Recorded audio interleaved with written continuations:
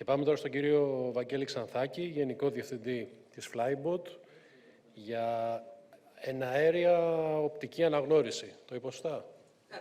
Κάτι το παιδί. Γύρω-γύρω το πήγες, αλλά εντάξει. Λοιπόν, εγώ έχω μια πρόκληση για τον εαυτό μου. Δεν θα πω τη λέξη AI, θα προσπαθήσω τουλάχιστον, έτσι. Αν το πω, διορθώστε με. Λοιπόν, πάμε να δούμε λοιπόν εναέρια επιτήρηση, αλλά αυτή τη φορά με ένα plugin, την αναγνώριση στόχων. Το γιατί θα το πούμε. Λοιπόν, Drone for Security Sector, ίσως κάποιοι από εσάς έχετε δει αυτή την παρουσίαση. Θέλω να πιστεύω ότι δεν θα σας πω κάτι καινούριο, τουλάχιστον στο πρώτο κομμάτι, το οποίο είναι αυτό που είπαμε πριν, εναέρια επιτήρηση, κάμερες κλπ. Τι κάνει όλη αυτή η ιστορία, τι πλεονεκτήματα μας δίνει. Θα πάω γρήγορα, θεωρώ ότι τα ξέρω. Λίγο μετά ο κύριος Δάγκλης θα σας πει και λίγα πράγματα για το κομμάτι της εναέρειας επιτήρησης με drone. Οπότε το πάμε γρήγορα. Μεγαλύτερη επιφάνεια κάλυψης. Είναι προφανές, ένα drone πετάει στα 100 μέτρα π.χ. ύψος. Έχει μια τεράστια επιφάνεια κάλυψης. Συνεπώς, δεν χρειάζεται να βασιζόμαστε και καλά στον περιπατητή, τον ένστολο ή μη. Μειώνει φυσικά τις ακάλυπτες περιοχές στα κρυφά σημεία, πίσω από κοντέινερ, κρυφές γωνίτσες και άλλα τέτοια να πούμε, περιφράξεις και εσείς ξέρετε καλύτερα από μένα μάλλον. Ημερήσια και νυχτερινή όραση, σαφές και αυτό. Ανίχνευση θερμότητας, πηγές θερμότητας οι οποίες θεωρητικά μπορούν να κριθούν ως επικίνδυνες ή να δούμε ότι μπορεί να υπάρχουν εστίες οι οποίες να είναι απειλητικές. Ανίχνευση κίνησης, πολύ σημαντικό βεβαίως. Και όλα αυτά ανάλυση δεδομένων σε πραγματικό χρόνο. Απομακρυσμένος έλεγχος και μεταφορά δεδομένων στο κέντρο ελέγχου το αφήνω γιατί περισσότεροι από εσάς το έχετε έτσι κι αλλιώς, οπότε το θεωρώ μάλλον δεδομένο. Είναι ουσιαστικά μια έξτρα εναέρια κάμερα, αν το δει κάποιος πολύ απλά.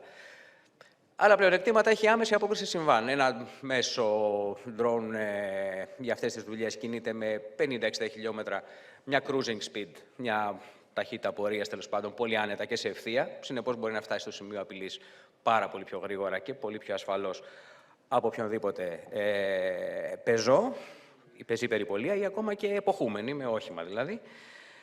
Σαφώς και με αυτή τη γρήγορη προσέγγιση και την εναέρια επιτήρηση μπορεί να αναγνωρίσει πιο εύκολα μια παραβίαση, μια απειλή και αν ένα συμβάν τελικά μπορεί να αξιολογηθεί ή όχι. Αν το συμβάν αυτό μπορεί να αξιολογηθεί και πρέπει να πάρει μέτρα, μπορεί να πάρει μέτρα έχοντας προβολή, ηχητικό μήνυμα. Υπάρχουν και διάφορα άλλα καλούδια τέλος πάντων. Στην Ελλάδα δεν επιτρέπονται κάποια βομβίδια τέλος πάντων, καπνογόνα και άλλα τέτοια. Εντάξει, το αφήνουμε στην άκρη. Φυσικά όλο το συμβάν και οτιδήποτε άλλο βιντεοσκοπείται και τα δεδομένα μεταφέρονται live στο κέντρο ελέγχου. Και άρα τι κάνει όλη αυτή η ιστορία? Δίνει τη σωστή πληροφορία στη σωστή στιγμή. Δηλαδή, τι ζητάει μια υπηρεσία ασφαλείας? Την πληροφορία που θα του επιτρέψει να διακρίνει το συμβάν που ξεφεύγει από την κανονικότητα και να πάρει την κατάλληλη απόφαση βασιζόμενο σε τι? Σε κίνηση, θερμοκρασία και αναγνώριση ταυτοποίηση. Και εδώ μπαίνει λοιπόν το κομμάτι της αναγνώρισης ταυτοποίησης, διότι μέχρι τώρα τι περιμέναμε? Περιμέναμε ένα κακομοίρη ανθρωπάκο, ο οποίος αγωνιστήκαμε να τον βρούμε, τον πληρώνουμε όσα αντέχει και η τσέπη μας στην τελική ανάλυση. Άρα, πόσα μπορούμε να περιμένουμε από αυτόν να πετάει ένα drone, να παρακολουθεί και το χώρο, να αξιολογήσει αν αυτό είναι απειλή? Τι να πρωτοκάνει αυτός ο άνθρωπος και τι εμπιστοσύνη μπορούμε να έχουμε και εμείς, γιατί ουσιαστικά πετάει και ένα μηχάνημα το οποίο κοστίζει, γύρω στα 10.000 στην τελική ανάλυση. Δεν μπορούμε λοιπόν σε έναν άνθρωπο να πούμε ότι πρόσεχε, πρώτη προτεραιότητα την πτήση και δευτερευόντας κοίτα αν περνάει ένας άνθρωπος από κάτω. Άρα λοιπόν τι κάνουμε? Τον βοηθάμε στο δεύτερο κομμάτι. Τον βοηθάμε στο κομμάτι να μπορεί να πετάει με ασφάλεια το drone και αφήνουμε σε ένα πρόγραμμα machine learning και όχι AI να αναγνωρίσει τους στόχους και να τους κρίνει αν αυτοί οι στόχοι εμπίπτουν σε κάποιες κατηγορίες στόχων που εμείς έχουμε βάλει. Ανθρώπους, αυτοκίνητα, φορτηγά, φωτιά, καπνό, ποδήλατα, οτιδήποτε. Λοιπόν, άρα ουσιαστικά μιλάμε για να πάρουμε από πάνω από το χειριστή αυτή τη διπλή ανάγκη που έχει και να πετάξει με ασφάλεια ένα drone και να αναγνωρίσει το έργο. Θα μου πει ίσως κάποιος πιο ψαγμένος από εδώ, έχω ακούσει ότι τα drone μπορούν να κινούνται σε αυτόνομες πορείες και να κάνουν μια αυτόνομη περιπολία. Συνεπώς, ο παράγοντας επικινδυνότητας της πτήσης από τον χειριστή, τον ίσως ψιλοειδικευμένο, να είναι πιο εύκολη, τέλος πάντων. Αληθές. Παρ' όλα αυτά πρέπει να θυμόμαστε ότι μια αυτόνομη περιπολία θα εκτελέσει μια αυτόνομη κίνηση γύρω από ένα χώρο κτλ. Αλλά όταν εντοπιστεί κάποιο συμβάν, κάποιος θα πρέπει να πλοηγήσει τον drone προς τα εκεί. Σε κάθε περίπτωση. Και πιθανότατα να το γυρίσει ή να λάβει μέτρα, όπως είπαμε πριν, να ανάψει προβολής, να ακολουθήσει το στόχο κ.ο.κ. Άρα, σε κάθε περίπτωση, ένας χειριστής θα πρέπει να υπάρχει. Τώρα, αν τον drone το έχουμε να κάνει αυτόνομη πορεία γύρω-γύρω και απλά να κόβει βόλτες και να βλέπουμε τα αποτελέσματα από ένα απομακρυσμένο κέντρο ελέγχου, ναι, και αυτό γίνεται. Αν μια τέτοια εγκατάσταση που τυχόν έχετε αναλάβει πληρεί αυτές τις προδιαγραφές, fine by me, κανένα πρόβλημα, το κάνουμε και έτσι. Λοιπόν, τι πρόβλημα υπάρχει λοιπόν με τα μοντέλα αναγνώρισης τώρα? Όπως ξέρετε, ίσως περισσότερα μοντέλα αναγνώρισης βασίζονται σε online πλατφόρμες. Στο cloud, δηλαδή, με λίγα λόγια. Που σημαίνει τι? Ότι στο σημείο επιτήρησης, εμείς θα πρέπει να έχουμε ένα ίντερνετ βαρβάτο. Δεν μπορούμε να έχουμε τώρα ένα ίντερνετ που να σέρνεται, ας πούμε, 4 Mbps.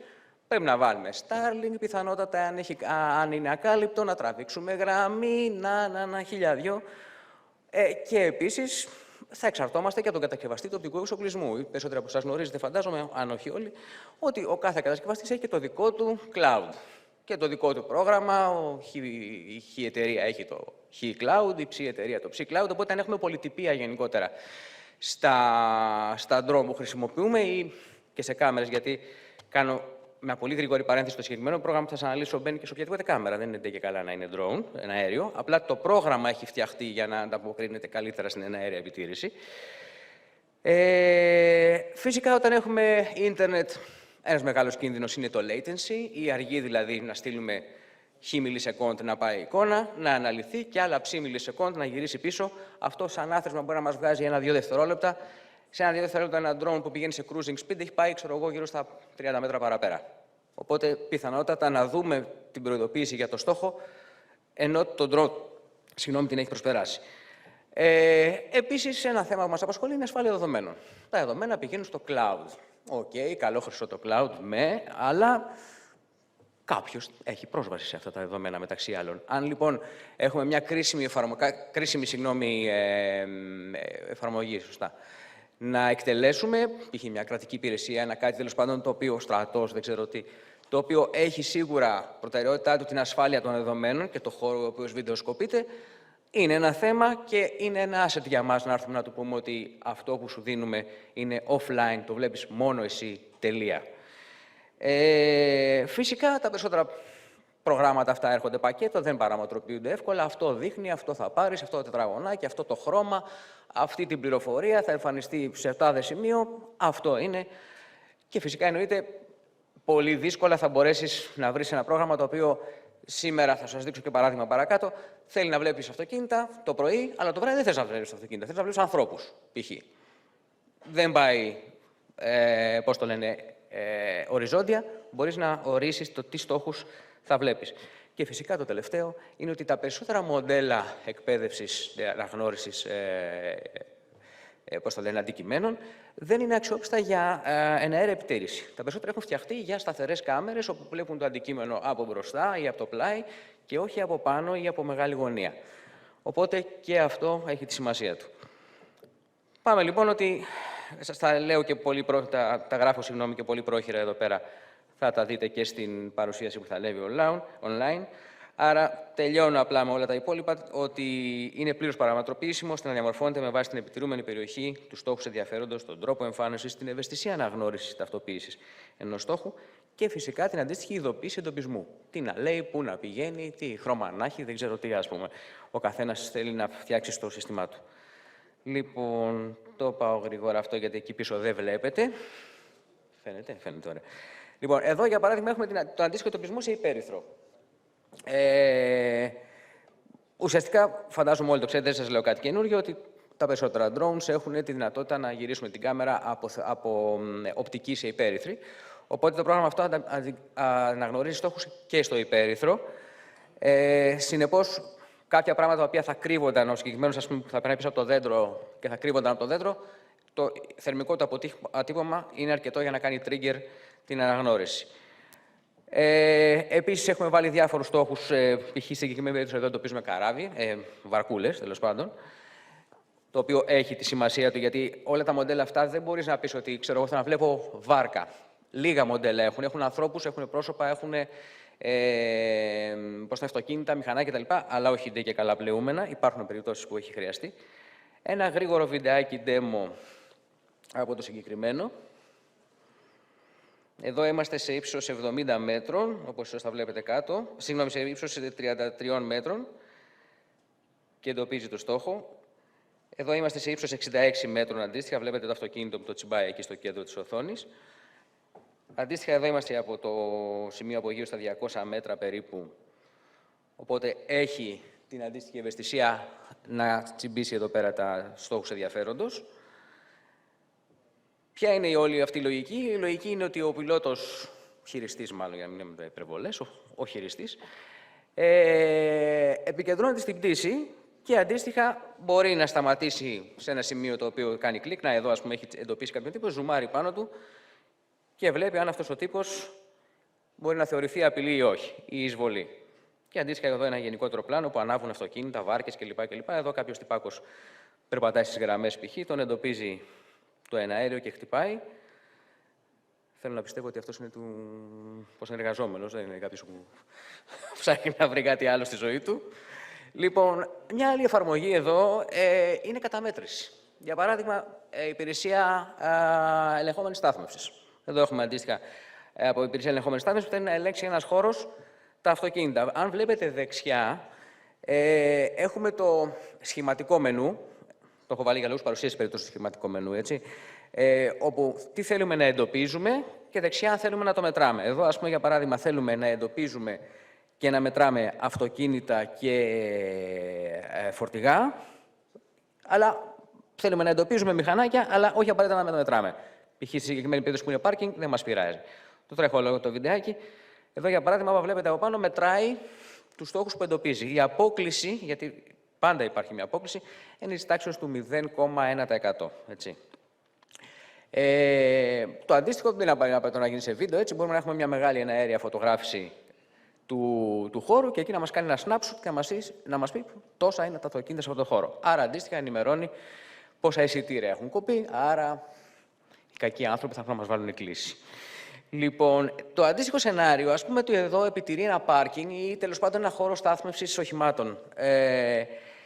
Και ας πούμε ότι ο επιχειρηματίας εδώ θέλει να μετρήσει τα αυτοκίνητα που είναι στο χώρο που μπήκανε το πρωί και αντίστοιχα πόσα μείνανε το βράδυ. Άρα πόσα φύγανε, πόσα πούλησε κλπ. Όμως το βράδυ θέλει να κάνει το ίδιο πράγμα, αποκλείοντας τα αυτοκίνητα και εντοπίζοντας τυχόν άτομα τα οποία είναι στο χώρο. Εδώ λοιπόν έχει σβήσει ο ποιητής το car και το track, δεν τον ενδιαφέρει σαν αντικείμενο ανίχνευσης και έχει αφήσει τον άνθρωπο. Οπότε αποκλείει από την εμφάνιση, προσοχή από την εμφάνιση, στο background το σύστημα τα έχει, την όχι σαν πληροφορία. Απλά αποκλείει από την εμφάνιση τα αυτοκίνητα που, στη συγκεκριμένη περίπτωση, εμφανίζει μόνο τον άνθρωπο. Άρα είναι παραμετροπίσιμο live. Ανά πάσα στιγμή ανάβουμε ή σβήνουμε ένα στόχο. Λοιπόν, άρα, εν κατακλείδη, ποιος είναι ο ρόλος μας σε όλη αυτή την ιστορία? Είναι να σχεδιάσουμε τις πτυτικές ουσιαστικά υπηρεσίες μέσα στις ανάγκες της εταιρείας security. Δηλαδή, θα αναλάβουμε την εκπαίδευση και την αδειοδότηση από την αρχή πολιτικής αεροπορίας, συντήρηση, επισκευή, customization και προγραμματισμός του hardware, την αντίστοιχη ενέργεια σύνδεσης με την υπάρχουσα υποδομή, εάν και εφόσον εσείς το επιθυμείτε, βεβαίως, την αυτοματοποίηση των διαγνωστικών ελέγχων. Είναι σαφές ότι δεν μπορούμε να βασιζόμαστε, δεν και καλά αυτό που είπα και στην αρχή, σε ανθρώπους που κάνουν μια δουλειά ρουτίνας, που ξέρω εγώ, είναι πιεσμένοι κλπ. Να κάνουν τους ελέγχους των drones, να κάνουν αυτό, εκείνο κτλ. Όχι, οι έλεγχοι είναι αυτοματοποιημένοι, τα κατάκα και γίνονται και εμείς θα ειδοποιήσουμε αν χρειαστεί. Θα κάνουμε ground, θα κρατήσουμε τον drone στο έδαφος, δεν θα τα αφήσουμε να απογειωθεί, αν έχει κάποια κρίσιμη βλάβη. Όλα αυτά αυτοματοποιημένα και φυσικά, αυτό που είπαμε και πριν, μπορούμε να προσαρμόσουμε το προφίλ της πτήσης ανάλογα με το χειριστή και το τι σενάριο θέλει. Αυτόματη πτήση ή μη αυτόματη, με ειδοποίηση, χωρίς ειδοποίηση και ούτω καθεξής. Αντίστοιχα, εδώ είναι τρία βασικά μοντέλα της DJI. Matrix 300 έχει αντικατασταθεί πλέον με το 350, Matrix 30 και Mavic 3 TAF. Σας τα αφήνω αυτά, δεν λέει πολλά για να τα λύσουμε αυτή τη στιγμή, μόλις 38 δευτερόλεπτα πριν από τη λήξη. Άρα, ποια είναι η λογική? Δημιουργούμε μια υποδομή στο εσωτερικό της επιχειρήσής σας, είτε δικιά σας είτε outsource, η οποία αναλαμβάνει, έχει κατά τις φτερούγες της την εκπαίδευση προσωπικού, πτυτικά μέσα, συντήρηση, έλεγχο εξοπλισμού, αδειοδότηση και μελέτη προσαρμογής έργου. 16 δευτερόλεπτα. Ευχαριστώ πάρα πολύ για την προσοχή σας και καλό κουράγιο.